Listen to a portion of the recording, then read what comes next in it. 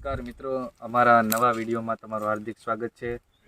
આજે હું તમને લઈને આવ્યો છું મારી વાડીએ। અહીંયા તમે લોકેશન જોઈ શકો છો, આ બગીચાનો। અત્યારે અમે બગીચે શૂટિંગ કરવી છે। આજે અમારે તમને બતાવી છે અમારી વાડી, ત્યાં વિડીયો ઉતારે છે અને હું તમને આ બધું બતાવું છું, લોકેશન વાડીને એવું બધું। અત્યારે આ બગીચો છે, અહીંયા કલમું છે, જોઈ શકો છો। જ્યારે ઉનાળાની સિઝન આવે ત્યારે કેરી થાય એટલે 10-12 મણ અમારે અહીંયા કેરીને એવું ઉતરે છે। અને ઉનાળામાં કેરીની પછી બહારથી અમારે મંગાવી ન પડે, ઘરની બગીચો અને ઘરની કેરી જોઈ શકો છો। આ મોટી મોટી કલમું તમે અહીંયા આગળ ચાલો તમને બતાવું। અહીંયા એક કનેક્શન છે મોટરનું, અહીંથી પાણી આવે છે અને અત્યારે હું પાણી હોતે ને વાળું છું। આજુબાજ ઓલી બાજુ ઘઉંમાં હું પાણી વાળું છું અને તમને આ બધું બતાવવું છે કે અમારી આ વાડી કેવી છે। તો તમે જોઈ શકો છો, આંબા અને કેરીના ઝાડ, કલમ છે બહુ મોટી। અહીંયા મોટરનું જે કનેક્શન છે, એક બાજુ આ બાજુથી પાણીનો ભાગ પીવે અને એક લાઈન અહીંથી અમારે જાય છે। અહીંયા તમે જોઈ શકો છો બધું મેથી, કોથમીર, ભજીયા કરવા માટે મેથી વાવી છે, જોઈ શકો છો અહીંયા બગીચામાં। અને અહીંયા એક ચંદન પણ છે, ચંદનનું એક ઝાડ પણ છે અને લસણ પણ અહીં વાવેલું છે, તમે જોઈ શકો છો લસણ। અને સામે એક મોટરનું કનેક્શન છે, સબસ્ટેશન અહીંયા છે।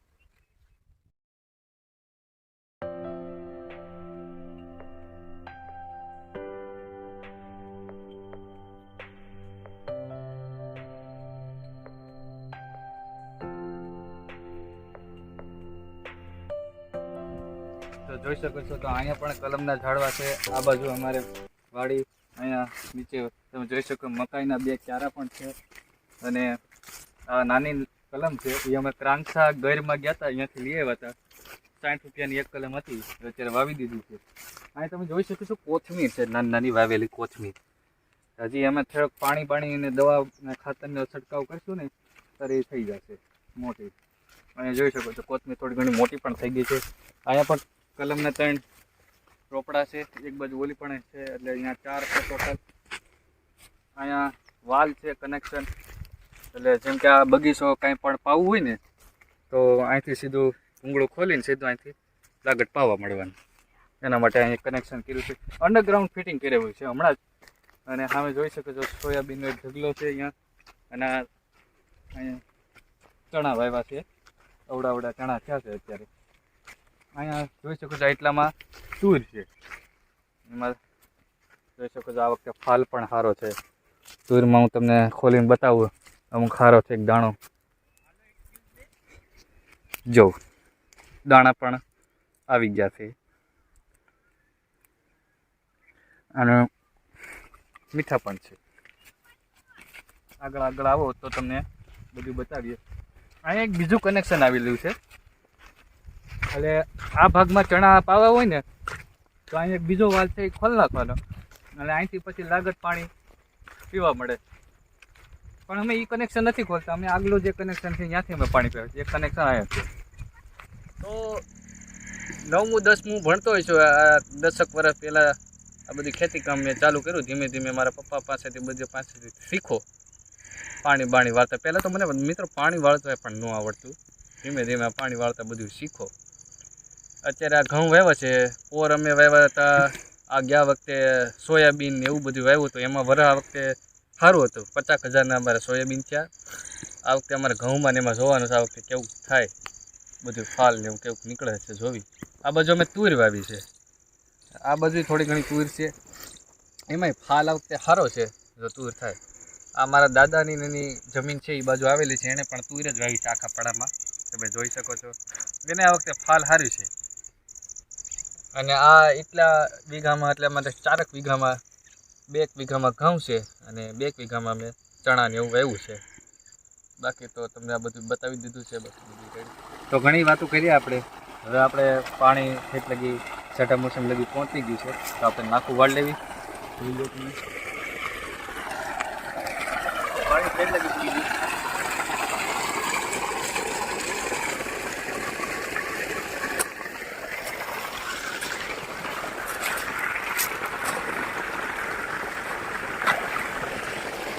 પાણી પણ એટલું જોરદાર આવે છે, જોડે ધોવાઈ જાય,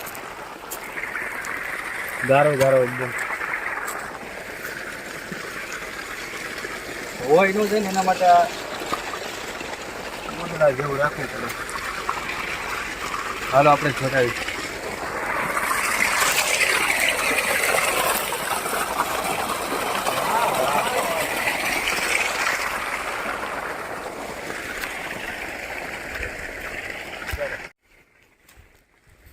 આપણે છેલ્લા મોસમમાં જોઈએ પાણી બરોબર પહોંચી ગયું છે, કે ઠેઠ પાણી જવા દેવું પડે. ઓલો જે થોડુંક કંઈ અધૂરું રહી ને પાણી તો પછી ધીમે ધીમે કરતું અહીંયા પહોંચતું નથી, થોડું ઘણું કોરી પણ રહી જાય. તો ઠેઠ આંબી જાય ને તો પસાટો શું છે, કોરી નો રહે. એટલે આપણે જોઈ આવ્યું છેલ્લા મોસમ બાજુ કે પાણી બરોબર પહોંચી ગયું છે. તમે જોઈ શકો છો આ ઘઉં છે, ઘઉંમાં આપણે પાણી વાળવી છે. જીતેનભાઈ વિડીયો ઉતારે છે, એક બે શબ્દ જીતેનભાઈ પણ પછી કહે છે. અહીં તમે જોઈશો એટલે લગી તો પાણી પહોંચી ગયું છે, પણ આપણે છેલ્લે જોઈ આવી પાણી બરોબર પહોંચી ગયું છે. ઓકે, ધીમે ધીમે આયલા જેવી.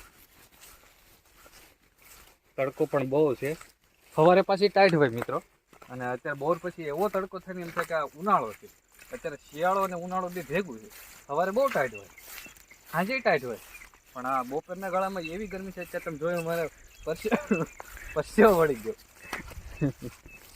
હા રેડી, પસાટ બારું વી ગયું છે, હા ફૂટી ગયું છું ધવલની વાડીએ. અને તમને આ પહેલાં બધું બતાવ્યું કે આ એની ટૂંકમાં ખેતી છે. અત્યારે એ પાણી વાળે છે. એ ભાઈ એ 9મું 10મું ભણતા ત્યારથી એના પપ્પા એને બધું ખેતી કામનું થોડુંક ઘણું શીખવાડ્યું, અને ભાઈ અત્યારે પાણી વાળે છે. પહેલાં એને એમ કીધું કે મને પાણી વાળતાંય નહોતું આવડતું, અત્યારે એ બધું આખું ખેતીનું કામ હેન્ડલ કરે છે.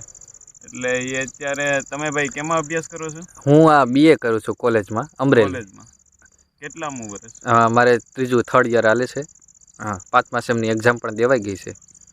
તો એ સાથે સાથે ભણતા પણ જાય છે અને ખેતીનું અને ઘરનું કામ પણ સંભાળે છે.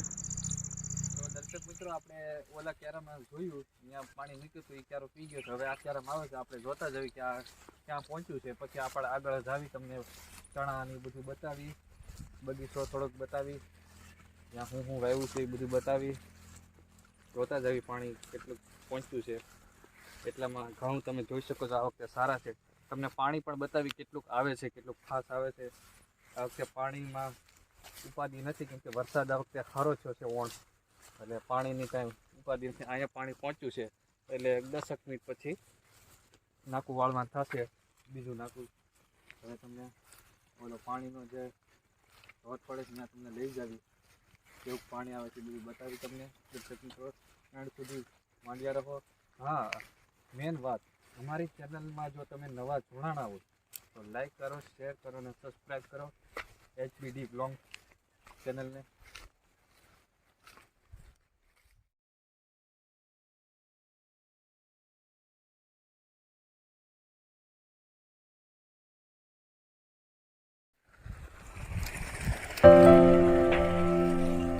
પાંચ થી 10 ક્યારા આપણે આ ઘઉંના વાવ્યા છે, ખાધા પૂરતા ઘઉં વાવ્યા છે. આ બાજુ જોવો છો તમે, આજથી લાગત ચણા છે, જોઈ શકો છો તમે. મેં કીધું બીજો વાલ અહીં છે, એટલે બીજે દિવસે મારે આ વાલ ખોલવાનો, એટલે એટલો જે ભાગ પી જાય પાણીનો, પછી ડાયરેક્ટ આ વાલ ખોલીને પછી આ 5 ક્યારા જે ચણાના છે એ પાવાના થશે. તો તમે જોઈ શકો છો આ ચારો જે ફાર્મ આપણું જ છે. આ બાજુ તમે જોઈ શકો છો સામે શ્યામ સુંદર ભગવાનનું મંદિર પણ દેખાય છે. મારું સામે મારું ઘર પણ તમે જોઈ શકો છો, એ બાજુ મારું ઘર આવ્યું છે. અને સરસ છે ગામ, તમને લઈ જાઉં આવજો તો પીણા જોઈ શકો છો. કાલે મેં હાથી હાંક્યું, ઊંડા ગાડું જોડી હાથી હાંક્યું, કમ્પ્લીટ કરી નાખ્યું છે, ખાતર બાતર નાખી દીધું છે.